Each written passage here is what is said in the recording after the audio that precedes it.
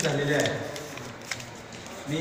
मी भुवन येथे राज्यस्तरीय एकांकिका स्पर्धा ज्योतिर्मय विद्यार्थी यांच्यामार्फत करण्यात येते.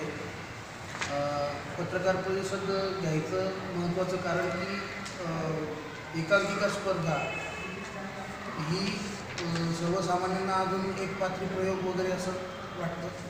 एकांकिका स्पर्धा म्हणजे एका अंकाचं नाटक, 1 तासाचं नाटक असतं. आपल्याकडे महाराष्ट्रातनं जवळजवळ 18 संघ आलेले आहेत. मुंबईतले, पुण्यातले, अहमदनगर, नाशिक आणि सर्व चांगले आणि उत्तम दर्जाचे संघ आहेत.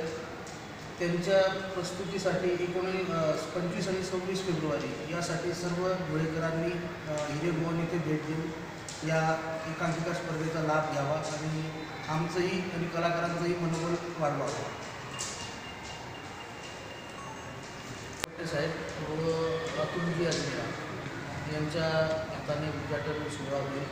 तसेच बक्षीस वितरण समारंभ हा सचिन गोस्वामी मुंबईतले जे कॉमेडी बुलेट ट्रेनचे डायरेक्टर आहेत व विविध नाटकांचे डायरेक्टर आहेत, मराठी पिक्चर्सही त्यांनी केले, त्यांच्या हस्ते आपण पारितोषिक वितरण सोहळा सचिन गोस्वामी व आशिषजी अजमेरा यांच्या हस्ते करेल.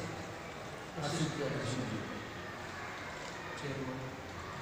प्रकारचं तिकीट आपण घेत नाही, सगळ्यांना फ्री एंट्री आहे.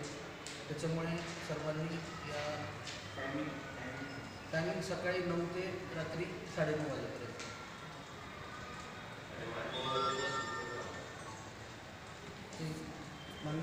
करंडक म्हणून राज्यस्तरीय पोलीस एकांकिका स्पर्धा ही गेल्या मागच्या वर्षापासून आयोजित करण्यात आली आहे.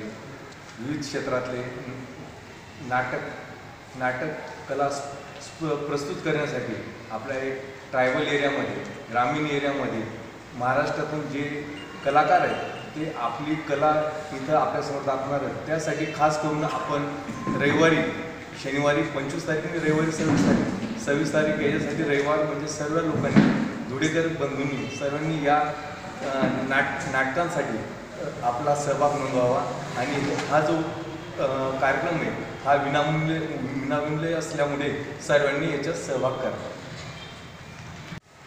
काम आणि ॲज अ प्रोजेक्ट चेअरमन म्हणून आमचे रोटरियन कैलासपती चित्तम, प्रोजेक्ट सेक्रेटरी वैभव कुमार जगताप या दोघींनी हा प्रकल्प म्हणजे प्रोजेक्ट सांभाळला आहे आणि ते याच्यावर काम करतात.